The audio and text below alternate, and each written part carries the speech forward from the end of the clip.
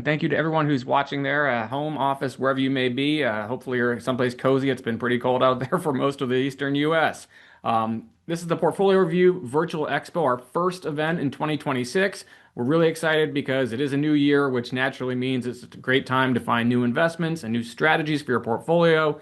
We're going to have 2 full days essentially of expert guidance. We're going to cover stocks, bonds, commodities, real estate, a little bit of everything, and give you some updated guidance from the experts on what they're seeing in the markets here at the start of Q1 and what you can prepare for as we roll later into the year. With that, I do want to say that I'm extremely excited to have one of the pioneers of the individual investor education movement with me here for this opening session. David is the co-founder and chief rulebreaker at the Motley Fool, as well as chairman of the Motley Fool Foundation. He has 28 years of stock picking experience, has achieved some remarkable results, generating 21% annualized returns for followers of the Motley Fool's flagship service, Stock Advisor. Is a Morehead Cain Scholar graduate, as well as the recipient of the Distinguished Young Alumni Award from the University of North Carolina, and is the author of the new book, Rulebreaker Investing: How to Pick the Best Stocks of the Future and Build Lasting Wealth. David, welcome to the Expo. Thank you very much, Mike, and great to see everybody here this snowy morning. Yeah, absolutely. It's funny. We were talking before we launched. You're there in the DC area, which is certainly colder than usual, more snow than usual. Here in Florida, it is in the 30s at night, which I don't know why that is the case. I moved here for a little bit more warmth, but it is what it is.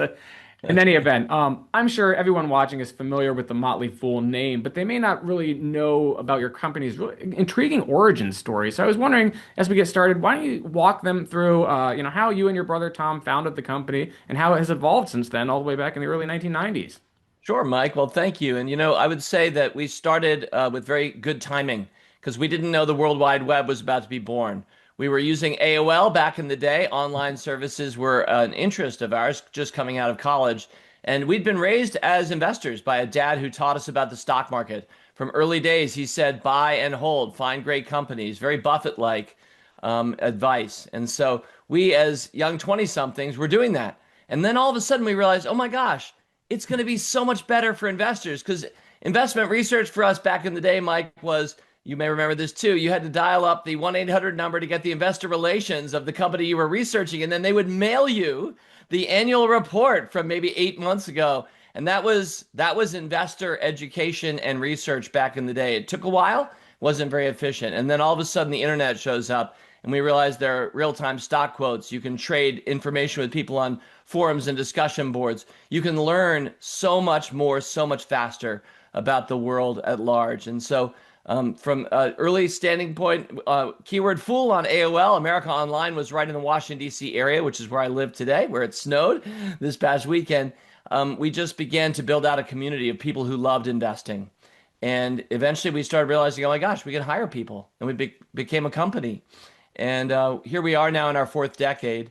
We've loved it through markets ups and downs. I mean, certainly 2001 hurt a lot of investors' portfolios, mine too, 2008, 9, and at different points, COVID, et cetera. But what we've basically been trying to practice and teach the world is to play the long game in a world where many, many people, most of them institutional traders, are playing the short game. And so, and by that, I don't mean that they're shorting things, although they do that too. I mean that they're very short term. And so we've been really well rewarded for finding companies, great companies like Amazon and Nvidia early and holding them way longer than most people ever do and making a lot of money with our members since. Yeah, let's talk about the investor education world. I mean, again, when you started in the early 90s, the marketplace, the backdrop for individual investors was entirely different. What are some of the challenges that today's individual investor faces, and maybe some of the tools and opportunities they have available to them now that they didn't back when the Fool started? Yeah, I think, Mike, a lot of us have exposure to far more information than we can ever use or process. And a lot of it is also extremely ephemeral, very short-term oriented. And so I think the biggest struggle for most people trying to learn investing today is what is investing? What really is investing? And for me, it is putting the clothes on and wearing them like the sports team home jersey of the coming Super Bowl teams. When people go to the Super Bowl stadium, they'll have their home jersey on. And that goes right to the root of the word investing. The Latin root is to put on the clothes, to wear the clothes, like priestly vestments is the same root. So I think that's what we should be doing with our money. But we are definitely living in a world increasingly where everything is sped up and you think that you need to act or know what's happening right now this morning. Mike, how's your portfolio doing so far this morning? And I really don't think that that is helpful for most people trying to learn investing. There are also a lot of opportunities, cryptocurrency, other things that didn't exist 30 or 100 years ago. And while that's attractive, and I think being a kid in a candy store and having lots of options is good, I also think it can be too much. So I like to focus on common stocks and uncommon profits, as the great writer once titled his book. And that remains to me the easiest, best way to long-term prosperity, which is what we're shooting for at the Motley Fool. Got it. Well, I want to dive into some of the things you have in your book in a minute, but there are a couple of things I have to ask about because they've been things that have come up at our conferences, things that have come up in sort of the individual investor world today. One of which is social investing. It seems like it's become so much more popular. Investors will bounce like ideas off each other in Discord chats and trading rooms and on X and things like that. Thoughts on that? Is that a good way for people to learn? Are there any pitfalls that you think people need to be aware of? So I think that's a really great thing. Of course, net, it's a huge gain. I talked earlier about how investor research a few decades ago was ponderously looking over the annual report that somebody had mailed you. So yes, of course, I think it's fantastic. Investment clubs, for example, which have been around a long time, it's a great example of social investing. So, and the Money Show, I mean, what you're doing these 2 days, that's also social investing. We're learning from each other. We're coming together, we're cohering. And so I think that's always going to be good. Now, of course, if you have somebody who's a toxic influence in your life, an older person who you learn to trade from, and they're not doing so great if they actually did the math on their performance, and you're mimicking them, then that's not great. Or if you're getting fake news or bad information from people, either in the media or around the water cooler at the office, if you still go to an office, then that is obviously can be a problem. But for the most part, trusting your sources and trying to learn as much as you can. I think you're over-indexed. Our audience today, these next couple of days, are great examples of people who recognize the benefit of social investing. Got it. One other trend I think I have to ask about is some of these sort of gaming adjacent things that are available to individual investors, prediction markets, right in their own trading app, for example. What are your thoughts on that? I mean, is this positive? Is it negative? Is there somebody who wants to get into that world versus the traditional financial markets? What do they need to know? Well, first of all, I love prediction markets just in their pure form. I think it's really cool to make guesses together and then track it and then see what the wisdom of the crowd thinks. So I think that's a great feature and discipline. But when we start getting into betting, and I love sports too, but let's just stick with sports betting for a quick sec, Mike. That is a horrendous misuse of anybody's capital in the same way that buying lottery tickets is as well. Yes, you might win. But of course, the odds are against you. Just like any casino, the house is making money, people are not.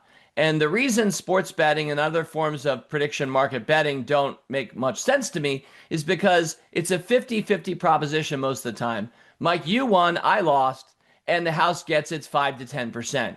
And if we just play that forward another 100 times, you see your expected rate of return is less than 0%. You're a negative expected return rate. Almost anybody who bets on sports on a regular basis is losing money, even if they don't convey that to you. So similarly, while I love prediction markets, taking a 50-50 bet, an over-under, and then giving 10% of the house every time is mathematical lunacy. And so I would always be calling that out, as I did in my book, Rulebreaker Investing, which is about stocks. But I spent about a page and a half explaining why sports betting, which is obviously very popular, very au courant, sounds attractive, sounds sexy, prediction market betting is a really bad decision for anybody in your life, including yourself, if you're spending too much money there. Got it. Well, let's start talking about Rulebreaker Investing. I mean, it was released late last year. I want to first talk about where the idea for this book came from. What motivated you to write it? So I think for me, it was realizing that I would want to write one final book about the stock market. And this was going to be it. And after 3 decades of beating the market, which I do want to call out, I'm not trying to brag here, but I want to underline that because I do believe we've been raised in a society today where most people are told it would be luck to beat the market. You should just index because it's blind monkeys throwing darts at a dartboard. They have a better shot at beating the market than you do. I completely disagree with that. I bet a lot of our audience does as well. But let's face it, that is the conventional wisdom today. So as a fool, I like to call out conventional wisdom. And so for me, that's the heart of why I wrote the book in the first place. You can beat the market. And by the way, it's not that hard if you just play the game differently than you hear it reported on CNBC. So for people jumping in, jumping out, trading, I don't think they have a great shot at beating the market, just like people betting on a lot of sports. But if you find great companies, and I've done this for Motley Fool members, I now have 7 stocks that have risen 100 times or more over the course of our 30 years of running services, starting with Amazon, going right through to NVIDIA. These are companies that we continue actively to hold, and we have very low cost bases. Thanks to the miracle of stock splits, Mike Larson, I have a 16-cent cost basis in Amazon, and I have a 16-cent cost basis in NVIDIA. It's the same cost basis, and that's not even mine. That's for our members. Yeah. And so I just want people to know that this is the way toward true wealth, using the stock market in the proper way it was built, which is to play the long game and be part owners of great companies. So that's breaking the rules. So that's Rulebreaker Investing. Got it. Well, let's start. The book is broken down into 3 parts, and the first is focused on habits of a rule breaker investor. Can you share a few details of what you cover there, including what you mean when you talk about conscious capitalism? Sure. Thank you. So first of all, I started the book with not stocks and stock picks, even though that's what most people expect from a session like this or a book like mine. But I realized, it's one thing to say, hey, buy NVIDIA or buy Amazon. But if that person trades out of it 6 months later, that's not great advice for them. So what I realized is we really need to lay down habits for people to follow. And so for the Rule Breaker Investor, I introduced 6 habits, and we put all those in before you even start talking about ticker symbols. And we're not going to go over them right now, all of them, unless you want to. But the first one is probably the most important, and that's rule number 1, let your winners run high. And I was raised by a family where we held stocks for decades. And you can really, really raise your level of prosperity in this world if you find great companies at low cost bases and you do what most people don't do, which you hold them. You hold them through thick and thin. Netflix has been a phenomenal performer, up 600 times in value for me, and yet it's been cut in half 3 or 4 or 5 times since 2004 when we first recommended it to members. So over 20 years, you're going to watch even the greatest stocks get cut in half multiple times. Are you willing habitually to sit there and take it? And I think that's really important. So that's a very rule breakery thought. That you also asked about conscious capitalism. That's habit number 4 of the rule breaker investor. And that is to follow the 4 tenets of conscious capitalism. And again, we don't want to spend too much time because it's a short session. So I'll just say, first of all, Google conscious capitalism if you've not heard the phrase before. But it is a theory that you can do well by doing good in this world. And most of the great companies are doing good. Amazon has saved many lives and many hours over the course of its e-commerce dominance over the course of 3 decades now. It's a great, great business. Chick-fil-A is an amazing, good business to work for, and I wish it were a public company. It's not. So many of the best companies, Patagonia, Apple, these are great, good things for our world. So we love finding those companies and following the tenets, especially purpose-driven companies and companies that are winning for everybody, not just their customers or employees, but also shareholders, the environment, and their local communities. So win, win, win is the heart of conscious capitalism. One of the habits I want people to start. Perfect. And as a reminder, just Charlotte mentioned at the outset, but if you do have any questions, do feel free to type them into the chat window. I'll make sure I can bring them up so David can address them. I do want to talk about sort of the second part of your book next, which was, the 6 traits of the rule breaker stock. What is that briefly, and why do you think investors need to focus on names that meet your criteria there? Sure. So I'm going to just underline 2 of the 6 traits, the first and the 6th. Let's do it real quick. The first one is that we're looking for top dogs and first movers in important emerging industries. So if you're looking to beat the market, then your best shot playing the long game is to find the world shapers, the world beaters, the early emergent companies. I've already mentioned several of them: Amazon, NVIDIA, Netflix.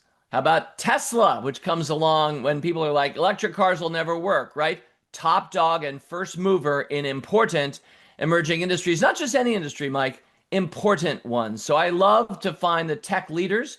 I think if you're not the lead husky, the view never changes. So I love to find the lead huskies in important dynamic emerging technologies. So that's number 1. And that really, if you just fish in that stocked pond over the course of your investing life, you will find the great companies of your time. And if you buy them early and keep holding, even through downdrafts, you will be rich. And so that is the first and most important trait that we look for in stocks. The sixth, skipping forward to the final one, is my secret sauce.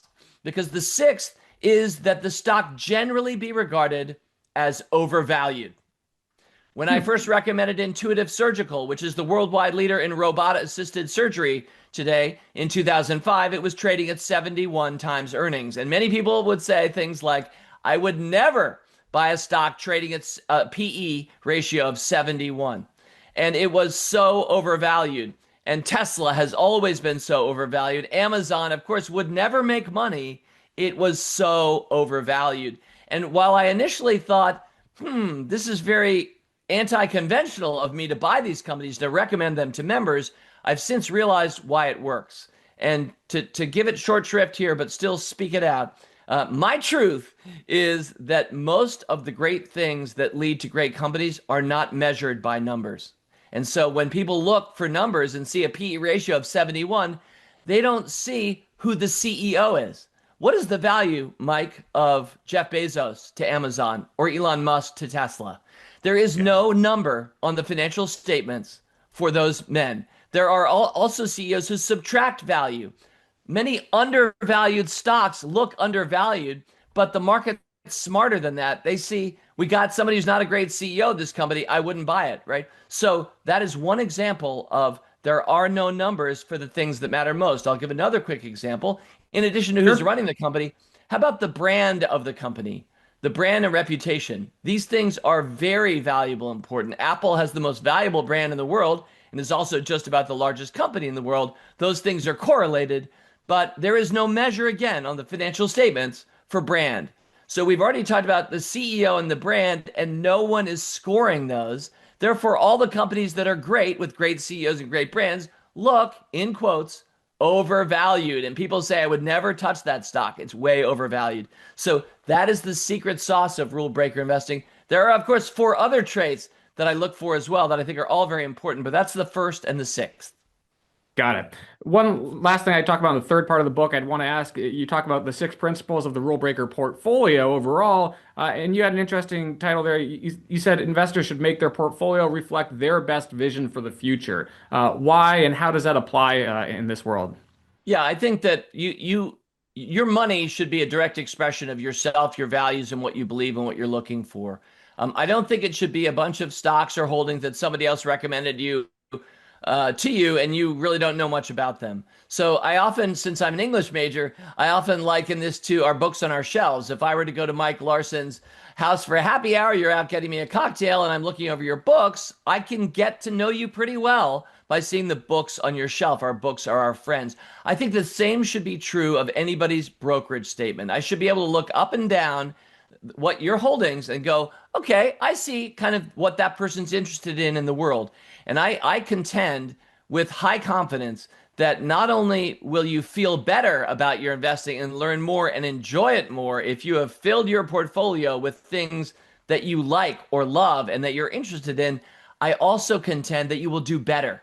You will flat out outperform the version of yourself that wasn't investing that way. So yes, make your portfolio reflect your best vision for our future. That is the first principle of the rule breaker investor. And I want that to be true of everybody. And obviously not everybody feels confident enough or knows enough stocks or feels like they could fill out a fully diversified portfolio with things that they understand.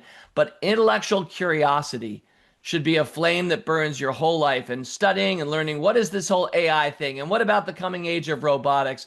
The people who are going to do best as investors are those who are asking and answering those questions, even as an English major. Got it.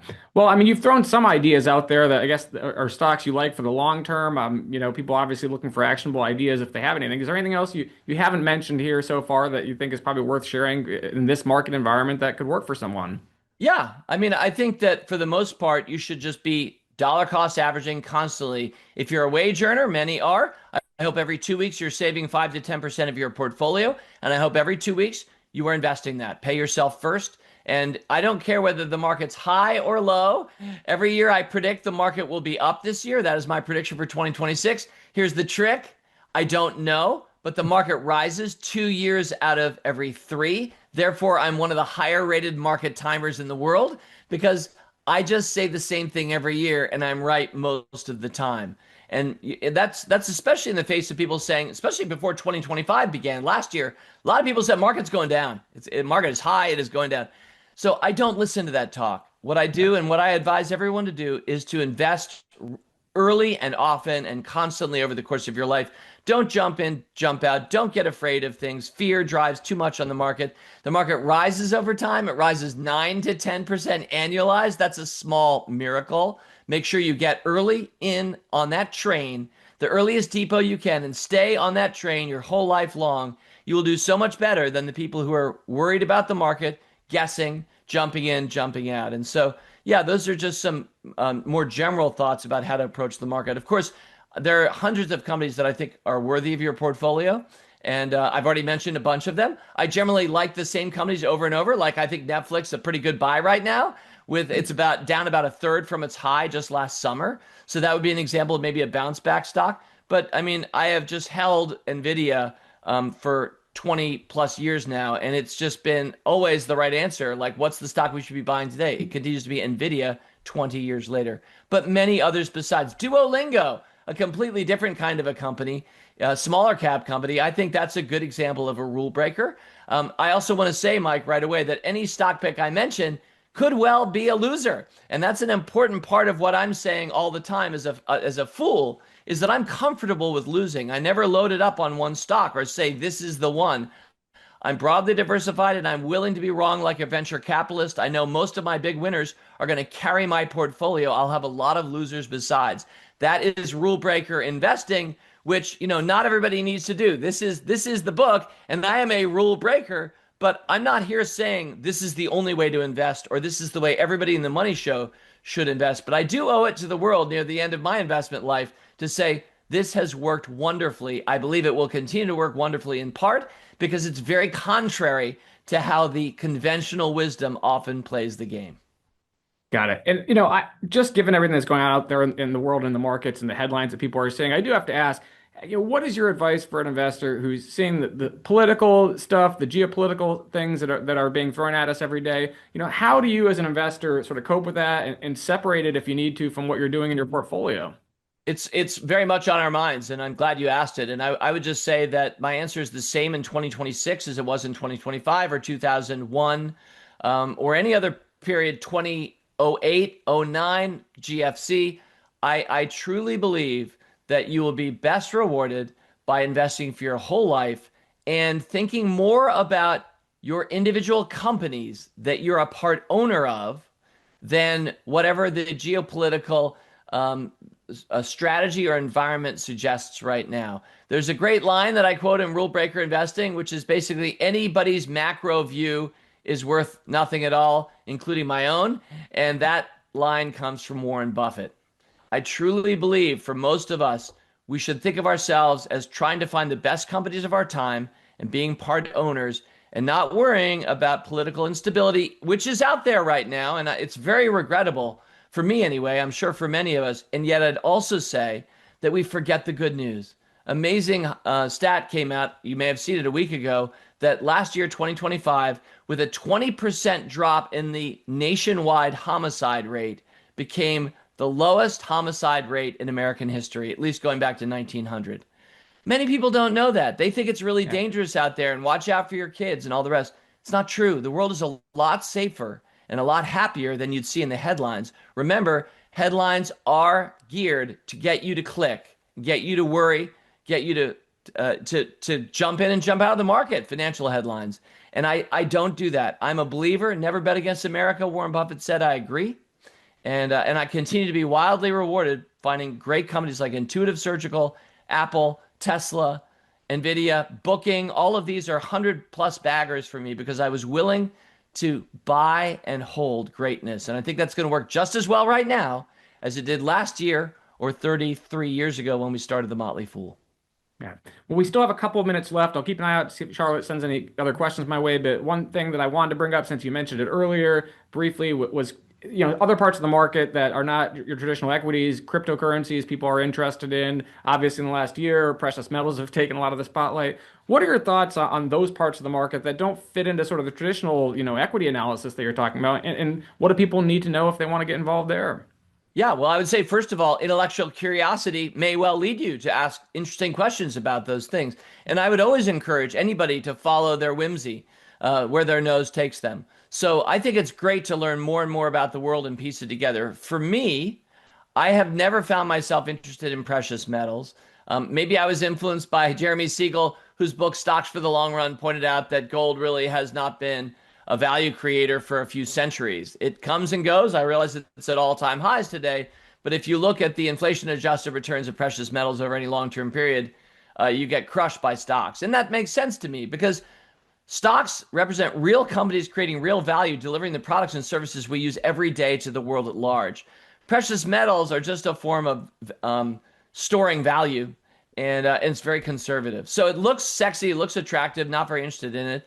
I kind of feel the same about cryptocurrency. I've never really owned it. I'm not personally interested in it, but I'm not here to dissuade anybody from thinking it's worth studying. But as I study these things, I don't find myself particularly interested. Maybe it's because I'm such a junkie for for-profit public companies, especially American ones, because we have the best economy in the world for really important reasons, like you can start businesses here. People appreciate business. There are, aspects of our society that could be better. Portions of Starbucks have unionized against it, which I think is sad, but maybe deserved. I'm not really sure, but I'll say this. Never bet against America, and look at the great companies of our world today. Most of them are American brands, and that's for very good reasons. I'm going to continue to be investing in great companies. I'm not a chauvinist in any traditional sense. That is, I'm not just here to pump up my own country.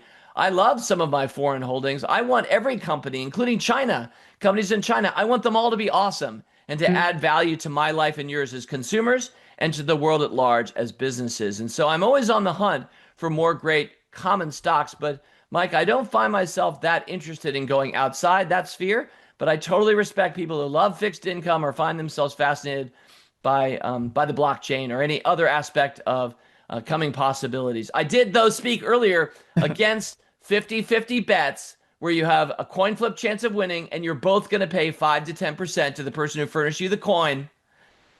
I know who's making the coin out there, and it's not you and me flipping coins. It's the people providing the coins that we're randomly flipping to see who wins that Super Bowl bet. It's a huge misuse of money. I think something like $60 billion was spent on gambling last year in the United States of America, and just an incredible waste and sad waste of money at an individual level. David, I did have a question come through here from GS Castleman. It says, holding good companies forever can be great if you don't need income. What do you suggest as strong candidates for income? Yeah. Well, let me just say, you're right, GS Castleman. And often I am speaking to people who are not in need of income. I'm probably speaking to people in the middle of their lives or people just starting portfolios, etc. And I very explicitly in my book, I say I'm not here to provide an answer for everybody. I, of course, do appreciate my dividend paying stocks. And that would be for me as I start at the age of 59, as I start to rotate my portfolio in the coming decades. I can imagine setting myself up for more good dividend payers. But it would be companies not just with the highest yields, but companies that are doing the highest good in the most impactful way in our society. Those are the ones who are the most dependable dividend payers. The dividend aristocrats who raise their dividends over time are usually companies that are efflorescent, that are growth oriented and happen to pay a dividend too. By the way, we started seeing some big tech dogs start paying some dividends. So those who've owned a company like Alphabet over time, in time, sometimes begin to see dividends. And I think that'll be true of some of the great companies that look like non-dividend growth payers today. As they age, they start to pay dividends. But that's not an intentional strategy. If you're somebody who's specifically looking for income, I realize a lot of Money Show attendees are, I would say, hey, move a percentage of your portfolio into fixed income, into things that pay regular dividends or interest. I'm a big fan of that. I would just say for me, I try to minimize the amount that I put there because I know, along with Peter Lynch, that when the market rises 9 to 10% annualized, if you were just to sell off a portion of your portfolio over time to raise income, again, This is not a base financial strategy that you'll get from most financial planners, but it certainly is true that if you are well invested in great growth companies, you can sell off portions of that over time to generate your income, as opposed to having to go, oh, it's all fixed income now for me. But we're all different, and it doesn't make sense. What Peter does doesn't make sense for Paul or Jane. I think we all have to get to know ourselves, our own mentalities, our timelines, our risk profiles. We need to make decisions on portfolios based on us, not based on what some fool says at a money show session. So I think it's a great question, and I would encourage everybody to in touch with a financial planner on what makes most sense for them. Well, David, this has been a wonderfully interesting and enlightening conversation. Unfortunately, the clock is always ticking, and I know we have to have a few other speakers following you for the rest of the day. I want to personally thank you for joining us here. Anybody listening or watching again, David's new book is called Rulebreaker Investing: How to Pick the Best Stocks of the Future and Build Lasting Wealth. I'd highly encourage you to check it out, read it cover to cover, and put some of those principles to work in your own portfolio. So, again, David, thank you so much. Thank you very much, Mike, and everybody. Fool on.